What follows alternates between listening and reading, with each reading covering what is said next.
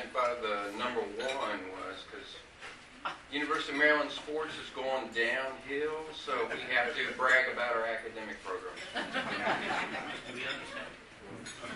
Now, what I was just going to briefly do is do kind of what I did a little over a year ago and just basically give my State of the Union address.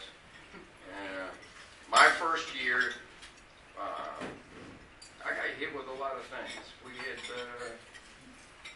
reorganization of the department, where I eliminated the lieutenant position, so we made basically the chief and the captain, and things were shifted mainly towards the line officers. We had the remnants of the hurricane that went through. I was proud of all emergency services during that time. I had the police officer shortages most of the year. It's happened to me again, but I've got a little bit of positive news I found out today. Some of the the officers that I've lost are wanting to come back. So I just got word the one that went to Florida wants to come back. Then President Obama, but it's my understanding that was the first time the president was actually showed up, and he waited until I became chief to have that happen. And we've had various equipment updates. As far as what's upcoming, I'm organizing efforts to address gang problem. That's not only occurring in Florida, but it's going on throughout the state. I want at least one certified gang officer on each shift. And when I say a certified gang officer, what it is they're basically getting like gang 101, what to look for, whether as far as insignia, spray painting on walls, hand signals, dress, etc., what to look for. I wondered where there was a central figure with regard to information is reported to. I've done it with Sergeant Stan Allen. He's in charge of the detectives. I've established regular contacts with state and federal gang officials. I want the information that they have passed on to us. They also have resources that we could not afford that they're willing to bring in and help us. We've tried to get this going even more because we had the Virginia Gang Association conduct their meetings here at our department in Emporia. So we got departments from across the state sharing info with us also. I've also got the Commonwealth Attorney on board. She went with Sergeant Allen and my task force officer. The Attorney General put on a school with regard to, most of you probably know how they took down the mob, and anytime you get like 3 or more working together for a criminal enterprise, and you can tie it that they're benefiting from this, same deal applies. When you're talking like the street gangs, the same principle that applied for taking down the mafias would apply to them. And you're looking at 3 or more working in concert to promote particular criminal efforts. I have to sell this all the way down to the lowest officer. I need them to provide, and they're the ones that are on the street every day, and I need intelligence from them. The importance of it has to start from the top, so I'm pushing that. Neighborhood Watch. We got that. We got one area active. I'm trying to push for another one over in the West Atlantic Street project area. We'll see. I'm waiting for feedback on that. That'd be in your neck of the woods, Jim. Citizens Police Academy. We just finished one. If anybody's not familiar with it, we try and educate members of the public in all aspects of the police department, from communications to the animal control to aspects of the job of the patrol officer. The fun parts that I've heard is firearms being taken down to the range, etc., and driving, where they'll take you out to the airport and act a little nuts behind the wheel of the car. And what else we got? I've got child safety seat installation back. Colonial Heights officer that I got, he was certified. Apparently, it's not too popular. There's a lot of work that goes into getting that child safety seat certification. He worked hard and just got recertified because he was about to expire right when I got him. But he worked with like Colonial Heights and Hopewell, and they did the child safety seat event right at Boyd Chevrolet, and we thank Boyd Chevrolet for that. And we plan to have more. It had been approximately 10 years since we last did that. Technology, we've got new digital encrypted radio system, remodeled the communication center with updated equipment to improve interoperability capabilities. Just a big word for saying so we can talk to everybody. Updated in-car cameras, where it's easier to download them. And I like this aspect. I haven't seen where other chiefs have done this, but like when I went to school in Kentucky recently, I watch what's going on. I have the capability of seeing what's going on within my department anytime. I can open up my phone and watch and see what's going on with regard to the CAD system. When I'm saying CAD system, that's the calls that are going out and what officers assign. I can also end up going and seeing the reports, get the details. So when I was like 700 miles away from here, I was seeing what was going on. I could be sitting in a class and seeing what was going on in Fort Virginia with crimes. That's the technology we're getting today. I enjoyed that in the Kentucky thing because I was seeing with regard to what other departments are doing.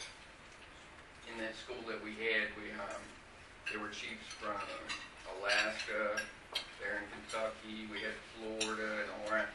And there was good, just like what you go to share here, this was to a bigger, even Canada was there, we had chiefs from Canada. But I learned about, talking to the chief of Homer, Alaska, was these fatal vision goggles. And I thought about doing that to you all when you're here, but didn't have as much time. But it's to simulate the effects of with regard to what various levels of alcohol, the behaviors that you would do wearing these goggles would reflect the different VAC contents that you would have. Something as simple as like walking a line or possibly picking some keys off the floor, you would see where the impairment, where it starts and how bad it actually is, other than getting you all drunk. I'm also revising, and this is a long process because our SOP meeting was about this big. But once I get it revised, I'm looking into accreditation. Previous chiefs in the past have looked at department accreditation, but it was more image was what you would gain at it. You know, my department's accredited, etc. That's good, but I'm looking for money. And would it save the city of Emporia money if our department got accredited? And I got informed towards the latter part of last year that they are starting. Our insurance, BML, would be offering discounts to save the city of Emporia money, so we definitely want to do that. And I think you all have possibly heard about my physical fitness program. I'm seeing police officers, and you take like me. I graduated from the police academy back in '89. And some others that possibly would have graduated with me. That may be the only time that the physical fitness part gets pushed. Because, I mean, they make you run and do all these physical things in a police academy. Well, officers can go years, and all of a sudden the bellies start coming out. And, so I was kind of curious,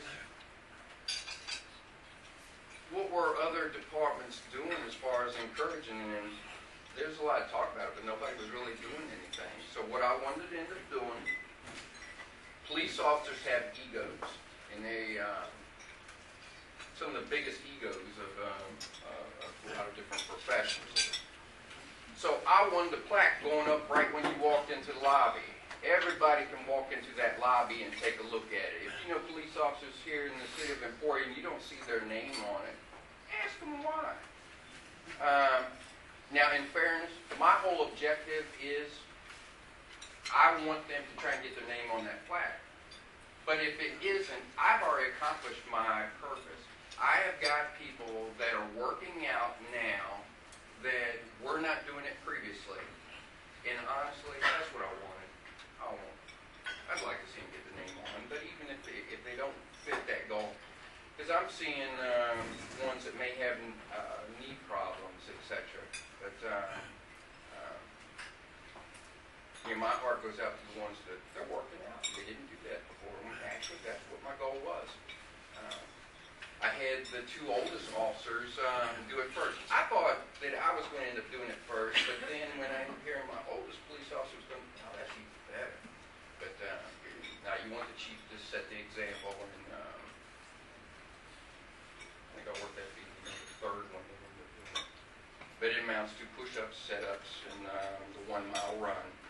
And basically what I did was I adopted what we used to do in the Army. And it'll break it down by your age, and it'll also break it down by, male or female. And I couldn't see us doing a 2 mile run. I know we did that in the Army, but I started talking to some of the veteran officers about, like, how far we could chase somebody. And the longest I could come up with was about a mile. Mine was about a half a mile. And the only reason it lasted that long was because I was talking to them the whole time. But I could do this all day, and I finally got to stop running. But, now, the longest one I heard that an officer had was approximately a mile. But, or if you get in a fight, a struggle. That these times for doing a mile, you're talking anywhere from 7 to 10 minutes. It can vary based off where you fall on the scale. And if you can do that and have your heart rate up, etc. I encourage you all to push the city manager to, he's been talking about doing it when 1 mile. I'm training right now, he gets paid. Right.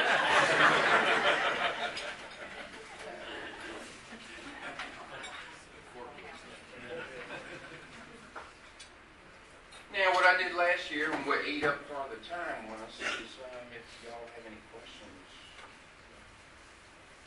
How's your new system working out with the computers in the car? It's good. I was going to, earlier today, I heard the captain messing around with it, so most of the time fine. But it's, for some reason there was a glitch today. Yes, sir. First question, could you shared some of the gang information.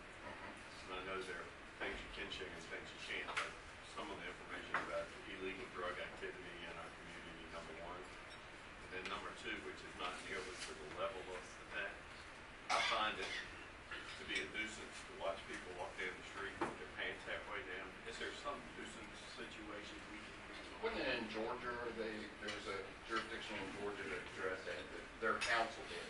I don't think it turned out too well. Now, one of your partners on council ended up seeing me just before the grand jury indictments come out.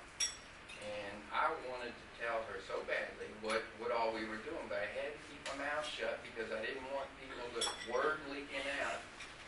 Not purposeful. But, and putting people would end up going on and run. It ended up being, 26 drug dealers, separate drug dealer. There were more charges. It went up to like 50-some charges, but there was 26 individuals between Greensville and Emporia that we had established cases for drug dealing. And this started right when I became chief the early part of last year. But I'm impatient. I think my patience is getting better, but I'd be asking the task force officers, when are we going to get, take these cases we got to grand jury? But I feel comfortable about it because they ended up saying they wanted to make sure that it was solid, that it stuck. When they did take it to the grand jury and it finally got up to the circuit court, that these charges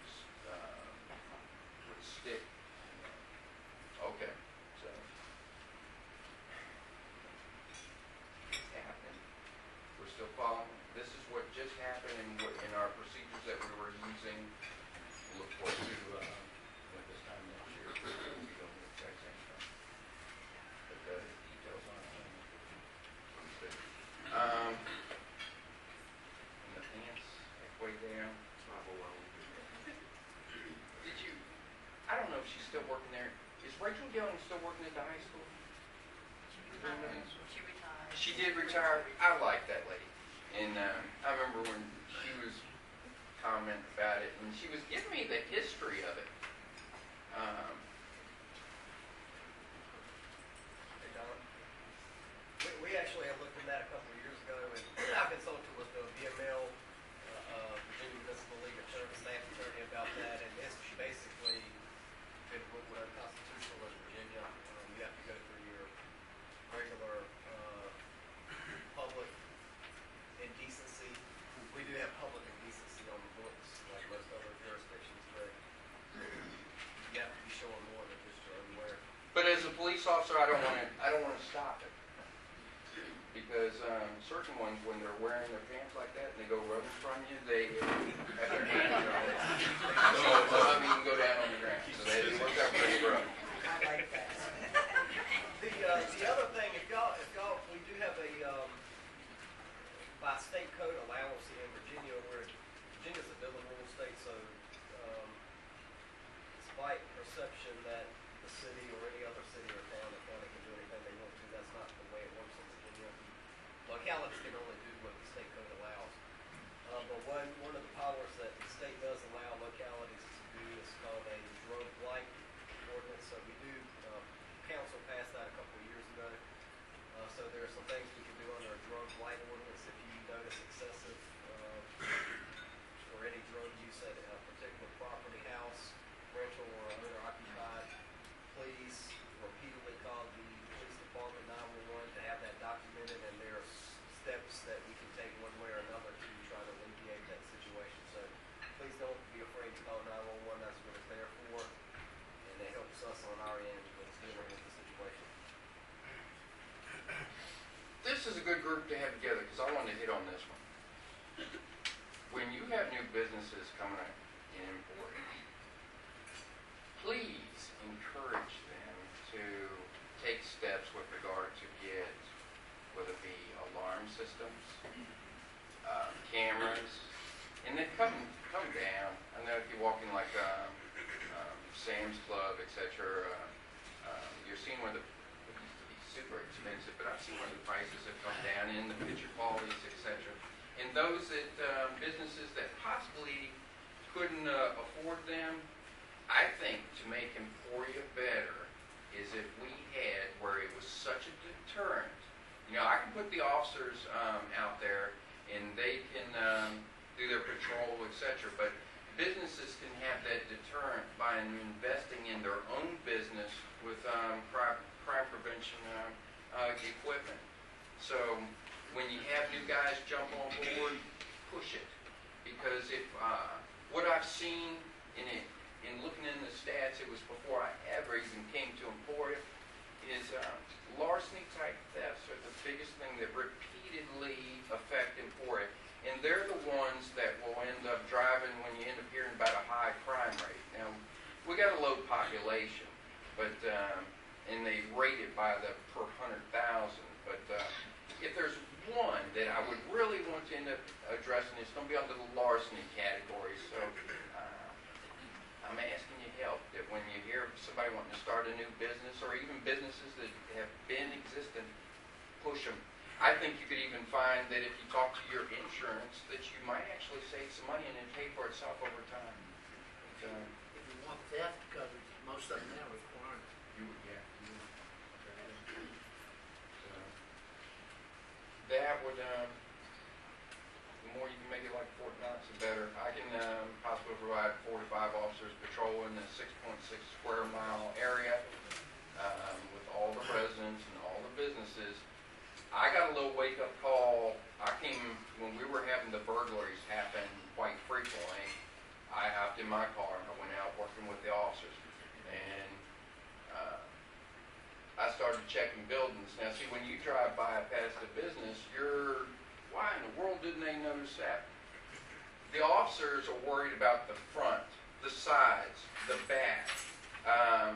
Usually when you're driving by the business, you're glancing over and see what the public in general sees from the roadway. Well, the officer has to try and check all the sides, etc., of all the businesses in Emporia. And I got where it was about after 6 hours had gone by, and boy, I was feeling good. I thought I'd checked, most of the businesses here in Florida, and then it hit me. I hadn't even been on the west side. I hadn't even gone over to the 58 West. So it takes a lot of effort. Our officers will do it. But if I can get help from the public and you can make it put more crime prevention equipment with regard with the cameras or alarms, please help us out.